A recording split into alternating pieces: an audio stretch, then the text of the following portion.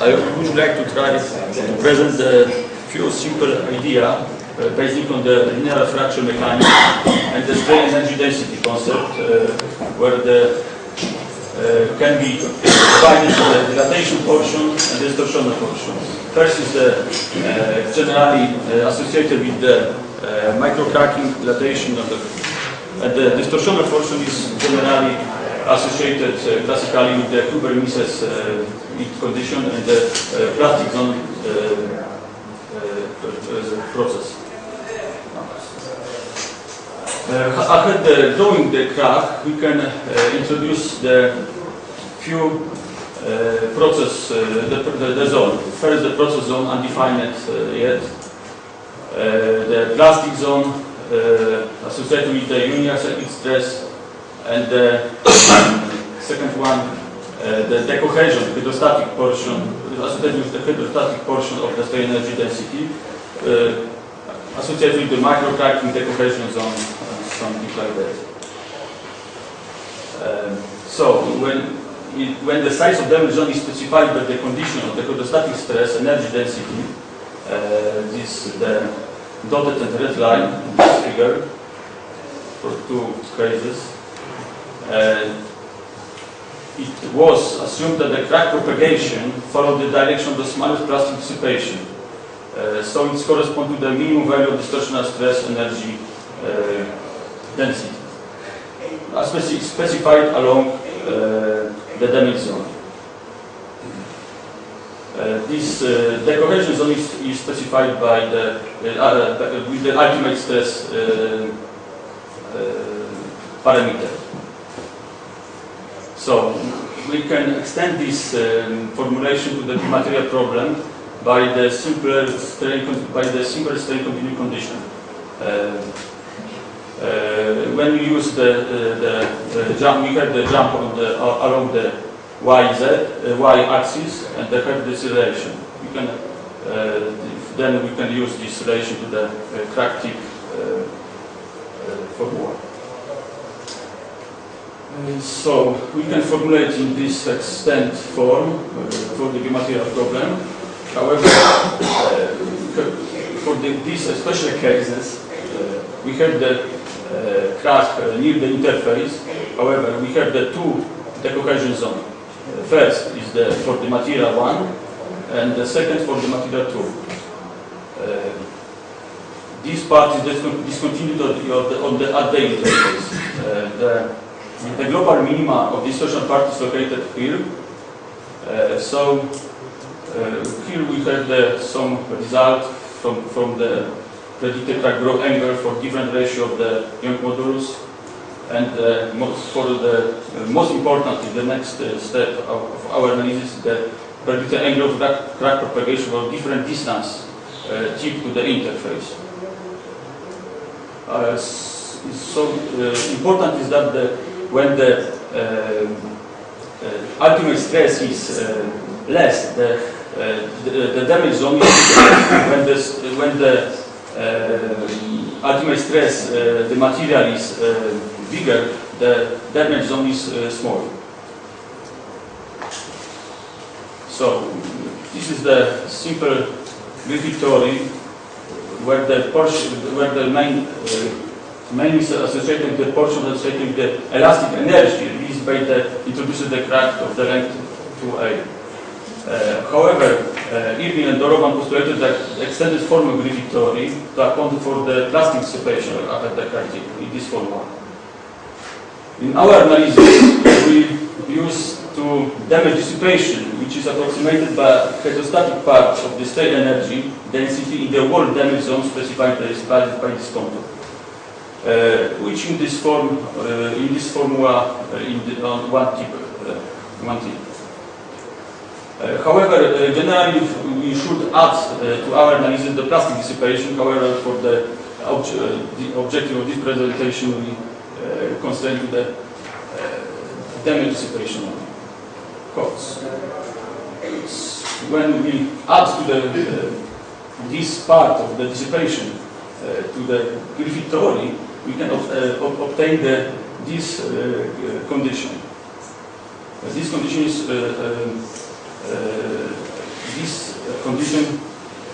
is changing with the length of the crack and the strength parameter. For the small crack, this part is bigger. For the long crack, is minor for this part. Before condition we can extend to the material especially for the crack growing near the interface. We can see that the crack propagates from the strong material to weak material. When the crack propagates from the strong to weak, the effective stress intensity factor, the critical intensity factor, is less than from the homogeneous material with the same material. For the opposite case, is the opposite results. However, the most important, most interesting probably, is the ideal remote damage zone, because exists the situation where the crack propagates from the strong material to weak material, and we have the two damage zones. First, for the strong material; the second, for the weak material. However, to our calculation, the real part of the zone is only this part and this part. This is only part because with respect to the weak material. This part is important in this part. Then we postulated that the crack, that the stress intensity factor is the bigger. So we have the remote shielding of the damage zone. We validate our analysis for the FATIQUE experiment observation for the four articles from the Suresh and the Pippan, Professor Pippan, he and Zhang. When investigated the material of the interlayer with the same elastic properties but different strength limits for this table. Interface strength is the bigger than material strength. So the question is when the deflection or penetration exists when the crack propagates from the weak to the strong material. How we can see, we have the first stage of the growth crack. The damage zone is not touch the interface. This zone respect to the weak material, the green and dotted line respect to the strong material. However, this moment is not real zone. Exists only this zone for the weak material. However, after the few times, few cycles, something like that, the crack is near to the interface. Then we have the damage zone. It's not continuous way. We have this part is valid, and the ugly zone exists also. According to our criterion, the crack growth will be associated with the minimum value of the strain energy, the distortional portion of the strain energy density factor. We have this value calculated along this part. This red is continuous on the interface. In the result of what we have the two direction, the symmetrical angle.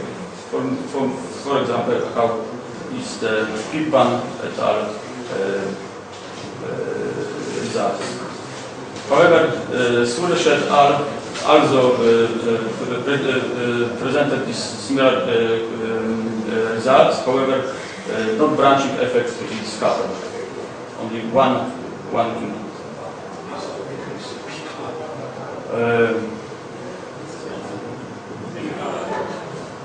In this case, the crack propagates from the weak to strong material along the bigger value of the delta Q. However, this case is for the 10 delta Q, which which is the smaller than that before.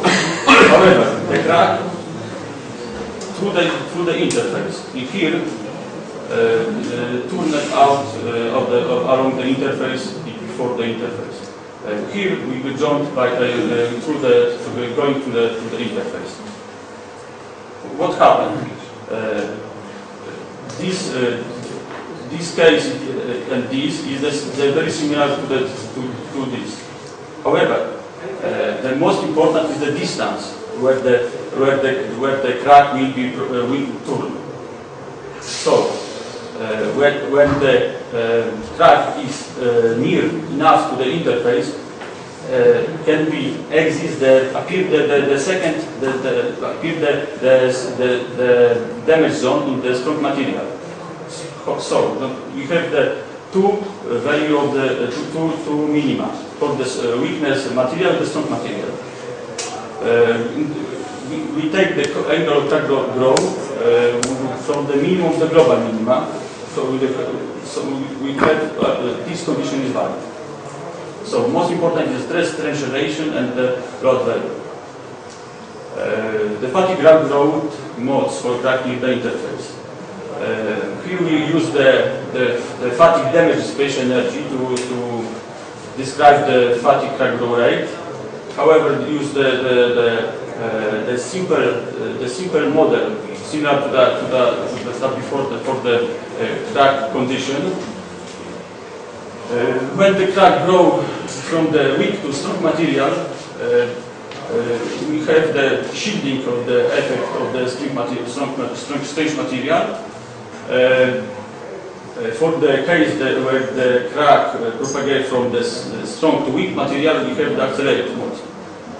However, when the crack growing, the all damage, the zone damage exists in the one material, we have the normal mode. However, the most interesting is that when crack growing enough near to the interface in order to obtain the remote damage zone in the weakness material. So we have the remote shielding mode. We have the validation of our analysis for the fatigue crack growth. We have the Suresh and al. Experiment. In this case, the crack growing from the weakness to the strong material. We have the normal modes and the shielding modes with the deflection. However, where the material, where the crack growing from the strong to weakness material, we have the mode, normal mode, remote shielding mode, and the accelerating mode with the penetration.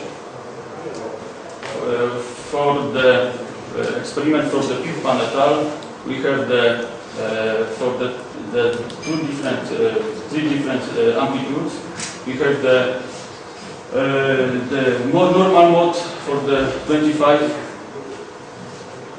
and the remote shielding mode, and the next accelerating and the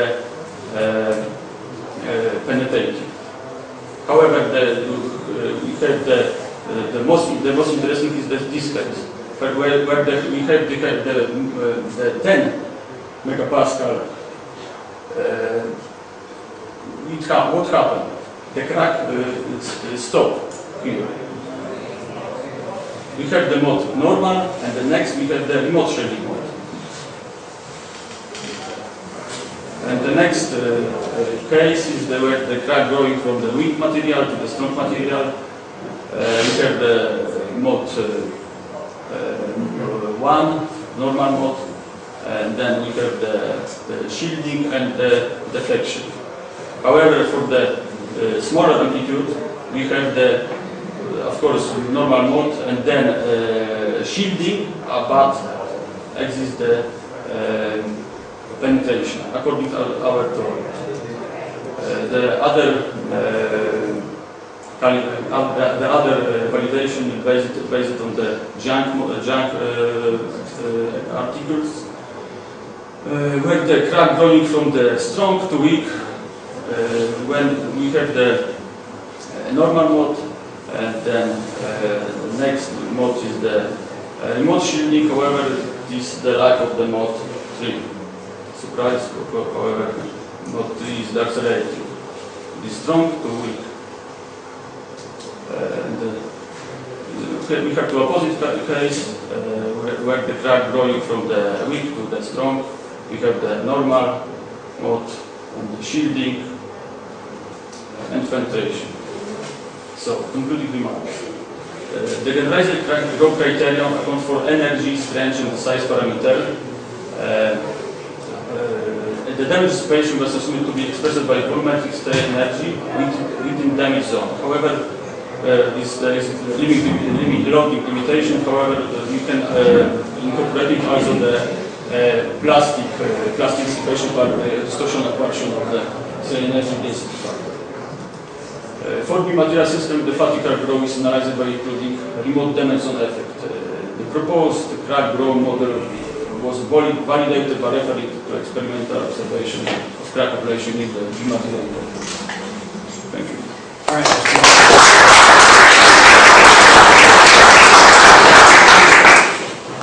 Can I ask a question first? Are we talking about interfaces between elastically dissimilar materials? Yeah.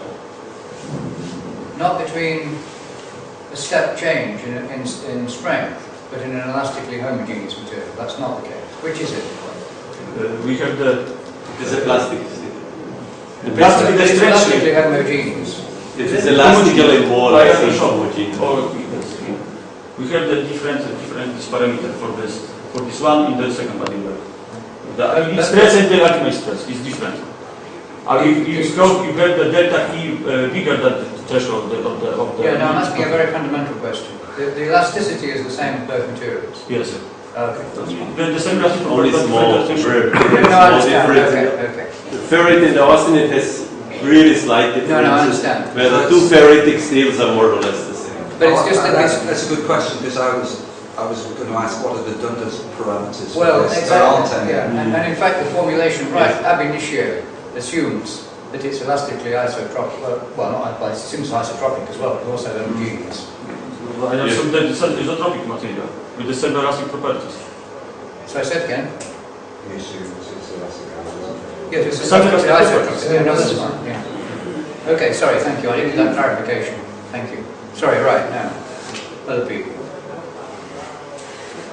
Well, I was going to ask, until you asked that question, I thought there's some really elegant work being done in geological materials, looking at propagating cracks from magma flow.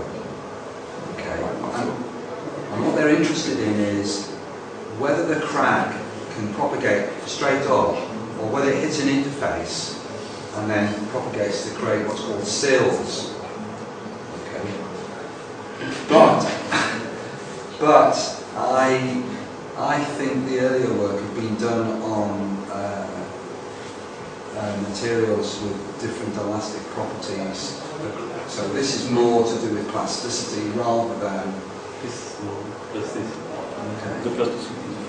Yeah, right back at it, because there are some equations which are on slide 1, which assume it's elastically isotropic to the interface. Yeah, right. True. Any other questions? Please. Do you have taken into account this, the residual stresses induced by the thermal receiver? Because these are the main difference between the Zurich works or and our work here. Because in our case we have really very small, since they are two ferritic materials, yes, so they have more or less very similar thermal expansion coefficients. But nevertheless, this very small difference in the thermal expansion coefficient causes small thermal residual stresses, and this makes this large effect from long-range effect, yes. And this is the reason why you have in the ferritic austenite case this extreme long-range effect, yes, because the austenite has it is much higher expansion coefficient than the ferrite, and therefore you have a compressive stress, and therefore Probably you're right. However, we use the simple analysis. We based on the linear refraction mechanics. I think that the plastic work is perfect. There's no It's only But in order to understand the far field effects, yes, I think you have to take into account also this thermal residual stress. Thank you. Anything else? Okay, so let's thank Christian again.